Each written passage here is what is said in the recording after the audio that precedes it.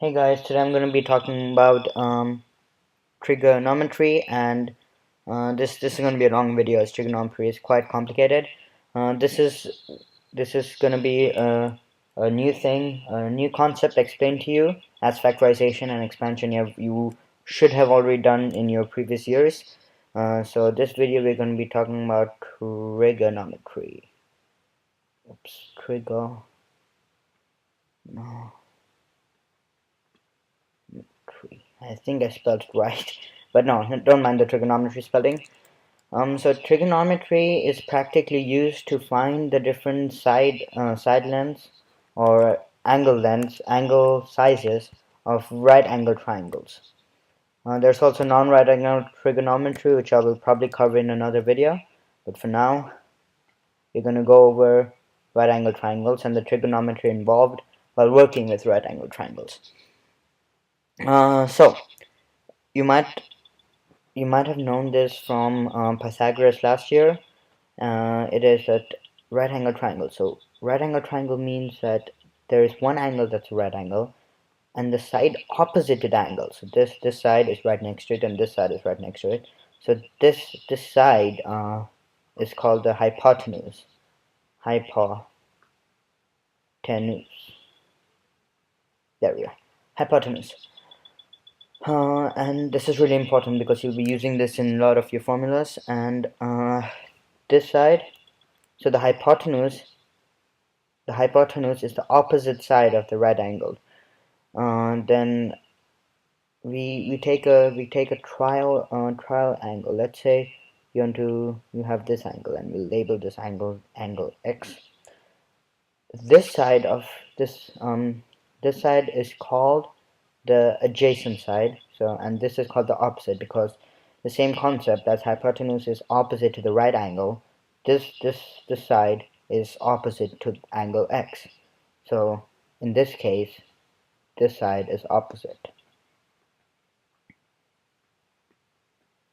And this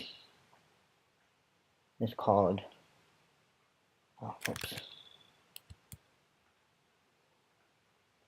adjacent, the adjacent side. And the same way, if this is angle y, you can call it, then this will be opposite.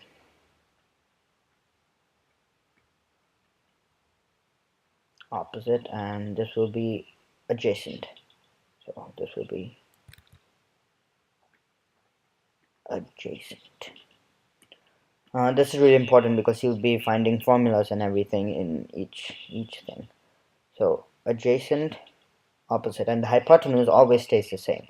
The hypotenuse will, no matter what, will always stay the same. So now we come up with the three basic elements of trigonometry, which is sine, cosine,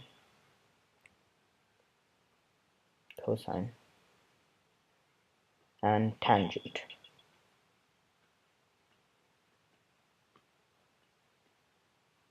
Sorry, this is E in the end and this is a E in the end. But for short form, the short forms of these are it's S, I, and every one of these are capital. SIN, COS, and TAN. Tangent. So the sine of an angle, so the sine of angle x, we can say sine x is equal to the opposite side of that angle, the opposite side of angle x over the hypotenuse. And opposite is depicted by OPP and hypotenuse is depicted by HYP. So if you have the value of angle x, you can replace that with the x over here, and you can use that to find either one of the opposite side or the hypotenuse. Or if you have the length of the hypotenuse and the opposite side, you can use that to find the angle. So if we take we need to find other, we need to be using cosine as well. So cos or cosine x is equal to adjacent over hypotenuse ADJ over HYP. Sorry, I'm writing it all diagonal. I should probably be writing it more straight. And the tangent, the tan of angle X is equal to opposite over hypotenuse. And it'll be really good if you memorize these because you'll be using them in almost every formula. So now if we just use an example over here, we can draw a triangle, I mean, here, and there we are. And this is the right angle. Whoops. This is the right angle. And let's say we know the length of this, which is let's give it a number. Let's give it 52 degrees. And we know let's say this is 10 centimeters, and we give this side the value of x centimeters. So how are we supposed to find this out? Well, you know that in order to find x, you need to use a formula that has the hypotenuse and the opposite side, because this is the opposite side of this angle. And you know that that's sine, because sine x is equal to the opposite over hypotenuse. So you can say sine times 52 is equal to, so the opposite side, which is x, over 10. And then you can say that sine times 52 times 10 is equal to x. And once you put that in a calculator, your calculator should have this button saying sine. And once you put that in a calculator, you can get the answer for this equation. And also, you don't have to put the multiplication sign in between. This is just to make to you clear that the sine and the angle should be multiplied. So you're supposed to write it just like this: sine 52, sine 52. Right. And obviously these could be applied for tangent as well.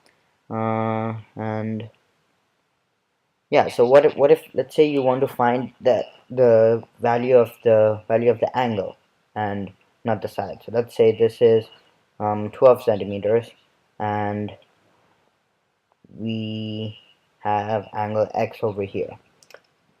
Yeah, let's say the answer to this came up as 12, so x is equal to 12. So we say that this is 12 centimeters, and now we need to find this side, so we'll name this side y. And I'm sorry, you can't give this the value of x because you've already given value of x to a side, so we give this the value z.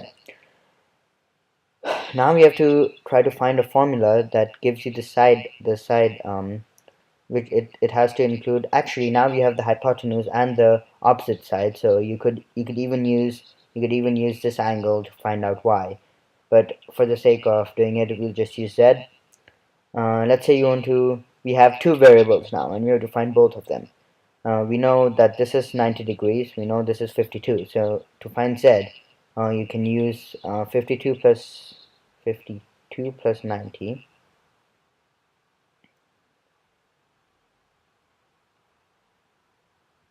(180 minus), and that is because all the angles in a triangle added up is 180. So if you do 52 plus 90, which is 142, and you subtract 180 from 142, it will equal to 38. So now we also know that this is 38 degrees and this is 90 degrees.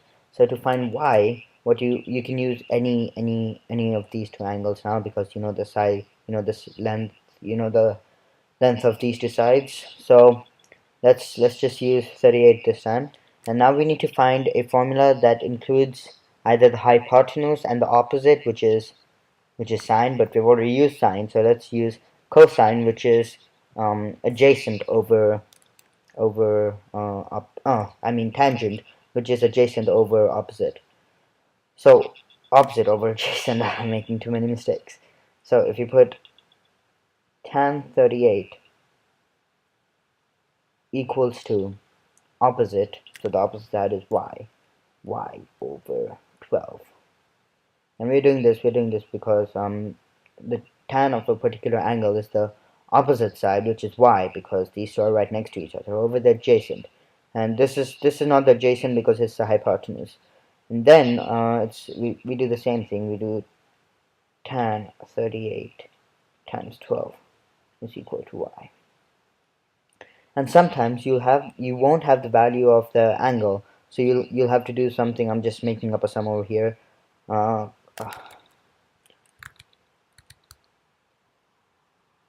Cosine x is equal to 15 over 30. So we know that cosine x is equal to 2. Now what you do is you bring x to the other side. So then you do cosine. No, you don't bring x to the other side, you bring cosine to the other side. So it's x is equal to 2 divided by cosine. And then once you do 2 over cosine, the calculator will give you an answer for x. So this trigonometry is used to solve many kinds of bridge problems, or how far away something, what's the angle between the building and a satellite dish to get maximum rays, etc., etc. And this is the really basic part of trigonometry. You'll get into more complicated trigonometry, which includes finding the angle of elevation, angle of depression, and all that. But I'll be talking about that in the next video. Yeah, that's it.